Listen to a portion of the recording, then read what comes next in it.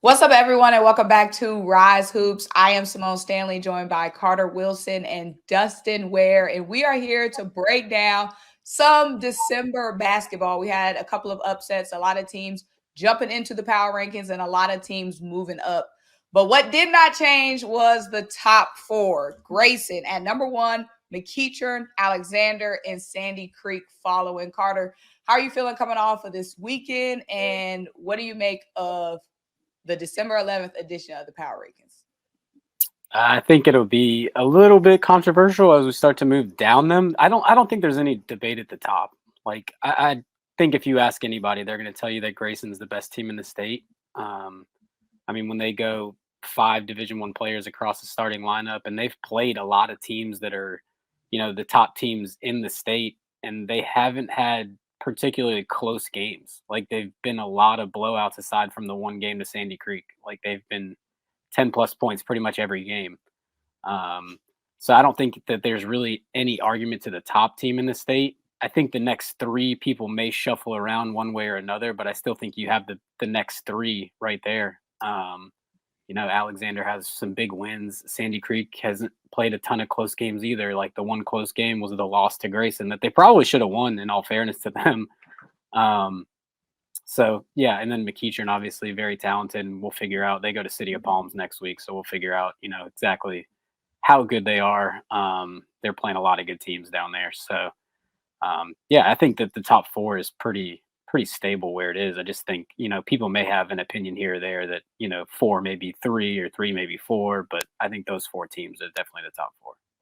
I think number one is definitely undisputed across anyone's conversations.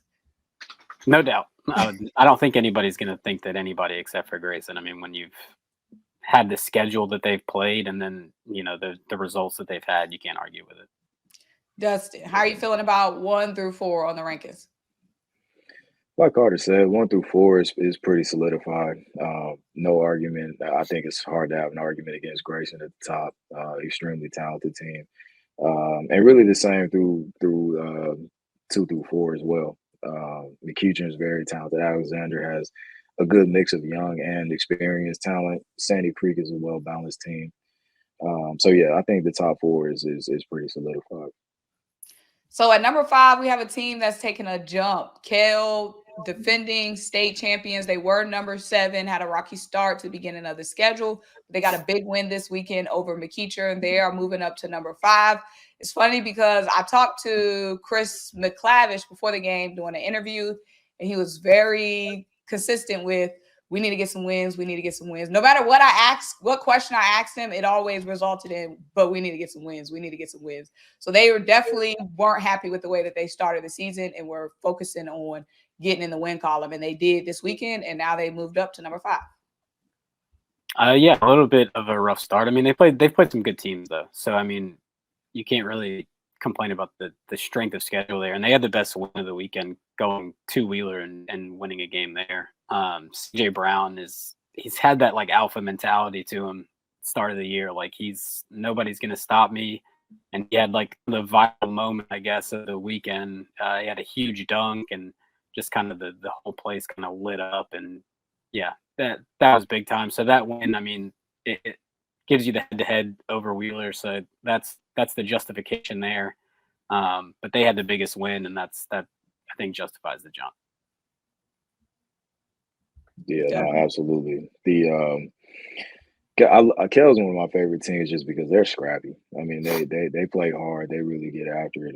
Led by CJ, obviously. I think they've all kind of adopted that personality from him as well. But they're a phenomenal team. Obviously, he had the play of the weekend that's been in circulation ever since. But they're definitely a tough team and deserving of the jump up to 5. So former number 5 was Wheeler, that now moved down because of the loss to Kell. So they're now sitting at 6, only moved down 1 spot. Number 7 is Shiloh, who made a jump from 8 to 7. So 1 spot. I think that's why they're mad, because they only moved up 1 spot. They didn't like being number 8. Now I know they don't like being number 7. They did get a big win over Riverwood. Riverwood was previously ranked number 13. So it was number 8 that beat a number 13. So I think that moves you up one spot. I don't think you move up too much. But it was a big win over Riverwood. Yeah, and they've had one of the best duos, I think, of the season, Tyler Jordan and Juice Cole. I think we've mentioned them on these videos before. Those guys have just been really good all year. But we'll find out on Saturday too, because they play Berkmar, who's right behind them. They jumped Berkmar one spot, so we'll find out on Saturday. I mean, if people want to comment here and there about this team should be this team should be that, we have a lot of those kind of matchups coming up. So Saturday we'll definitely figure it out and adjust accordingly. Dustin, we got to watch that Shiloh game that moved them up one spot. Shiloh, it was a close game at halftime, but then the backcourt and Tyler Jordan just completely took over. Yeah, they did. They really turned up their defensive pressure. You could tell that was a point of emphasis from their adjustments at halftime. They really got after it. Tyler held down the paint. They were it was a very impressive win to really take over, especially towards the middle of the third quarter.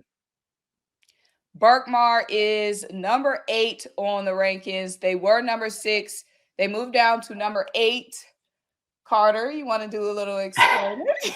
So they did have a tough loss. They have a good opportunity, like I said, Saturday to kind of make up for that. I do think they're very talented. They have probably one of the more unique guys in the state, and Mekhi Ragland, guy that is tough to kind of replicate. Super skilled, has elite level size. I mean, you can't really, prepare very well for a guy like that. And then you have, Eddie Cook and Mike White and their backcourt, and they're going to be fine. They're going to be right there when it's all said and done in 7A.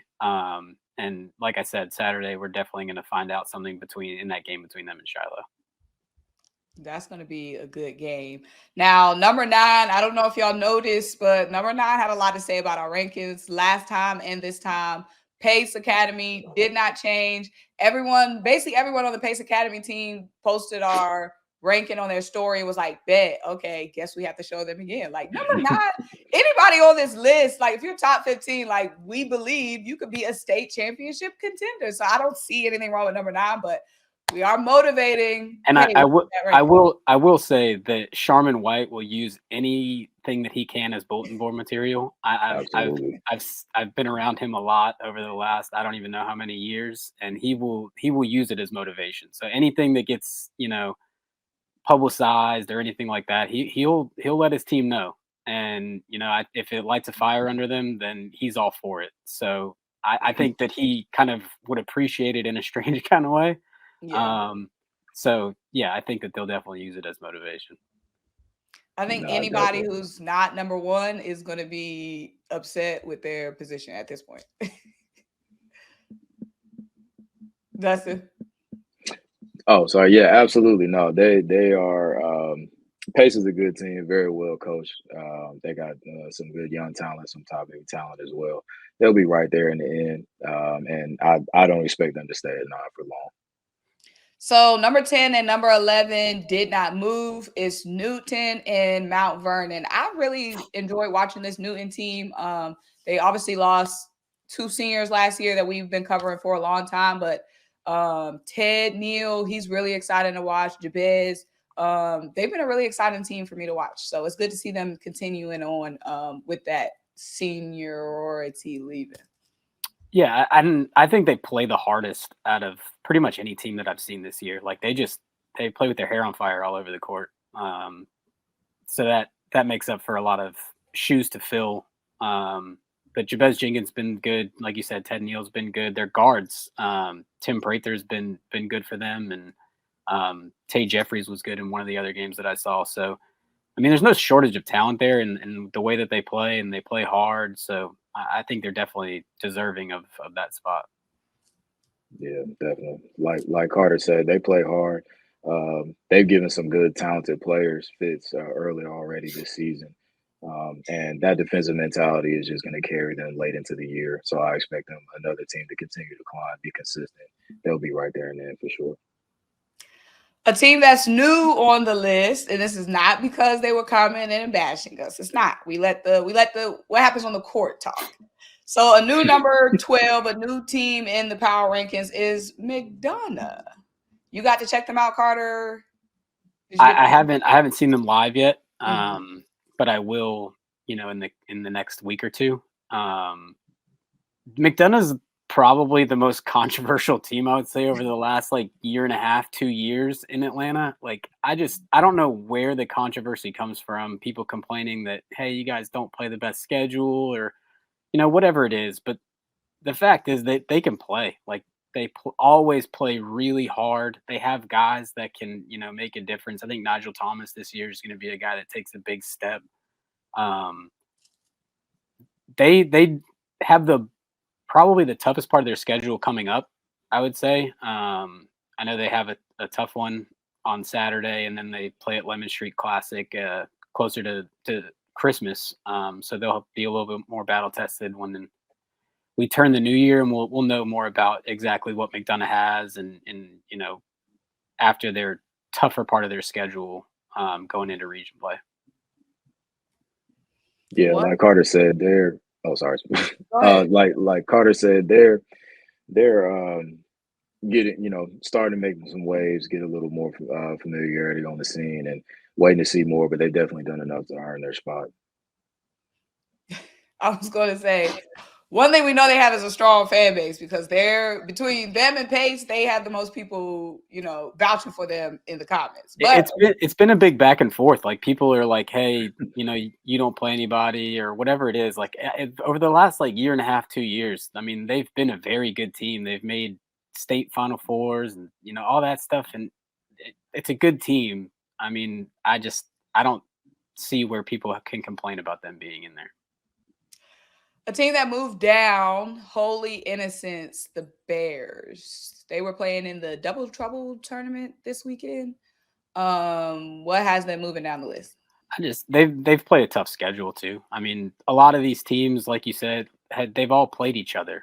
All of these teams near the top, they all play each other, and they kind of head-to-heads go different ways, and you kind of have this web of they beat them and they beat them, and it's just there's no definitive. I think Holy Innocents is going to be fine. They have plenty of talent. I think they're going to be in the state championship conversation when it's all said and done. So I think they'll be fine. The skills should help them come region play. Yeah, they're talented, obviously led by Caleb Wilson. They'll continue to be right there in the mix. Like Carter said, very tough schedule, and these rankings are forever changing. So maybe in the next couple of weeks, I don't expect them to be at 13 for too much longer.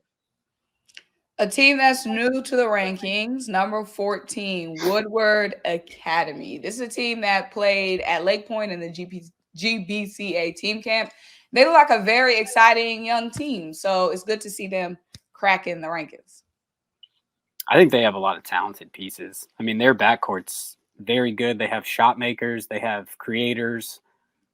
Zach Foster's a guy that, Division I's, and Deke Cooper's another guy with Division I's, interest offers, all that stuff. Brandon Peters has been good this year. When I saw them back at Maynard Jackson, he was hitting shots and getting to the rim. And, they just have a lot of guys that can, a lot of guards. And at the end of the day, and Dustin's going to appreciate this, guards win. I mean, that's how it is. Guards win. So I think that they'll be strong, and they'll continue to kind of get better as the season goes. Absolutely. Some young talent. I mean, some good talented backcourt for sure. I haven't gotten the chance to see them live, but it's heard a lot, and looking forward to seeing them here in the next couple of weeks. Lastly, at number 15, another new team in the rankings, 2 times defending state champions, Westside Augusta, a team that, showed us love for being on the rankings. Wasn't complaining about being number 15. They were just happy to be on the list. Carter, can you see them three-peating? I could, yeah. I mean, I don't see why they aren't going to be in that conversation when it's all said and done.